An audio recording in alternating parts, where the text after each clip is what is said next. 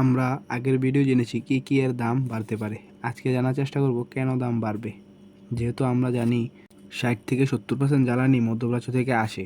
যদি মধ্যপ্রাচ্যে যুদ্ধ সংঘটিত হয়, জ্বালানি আমদানি বাধা সৃষ্টি হয়, তখনই জ্বালানির দাম বাড়ে। কারণ বিশ্বের 25-35% তেল মধ্যপ্রাচ্য থেকে সাপ্লাই হয়। যখনই মধ্যপ্রাচ্যে কোনো যুদ্ধ হয় তখন তেল সরবরাহ কমে যায়। স্ট্রেট অফ হরমুজ প্রণালী দিয়ে বিশ্বের প্রায় 20% তেল যায়। যুদ্ধ হলে এই পথ বন্ধ হয়ে যায়। তখনই ব্যবসায়ীরা তেলের দাম বাড়িয়ে দেয়। জ্বালানি কিন্তু খালি মধ্যপ্রাচ্যেই আছে এরকম কিন্তু নয়, রাশিয়া ও ইউনাইটেড স্টেটসের কাছেও আছে।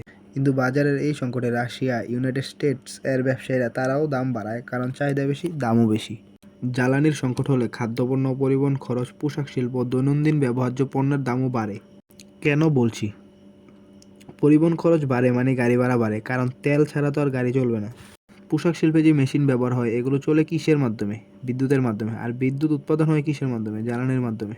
ঠিক একইভাবে আমি যেগুলোর দাম বাড়বে বলছি, একটু ভাবলে দেখবেন সেগুলো কোনো না কোনোভাবে জ্বালানির সাথে সংযুক্ত। আজকে এখানেই শেষ করলাম, আবার দেখা হবে নতুন কোনো ভিডিওতে।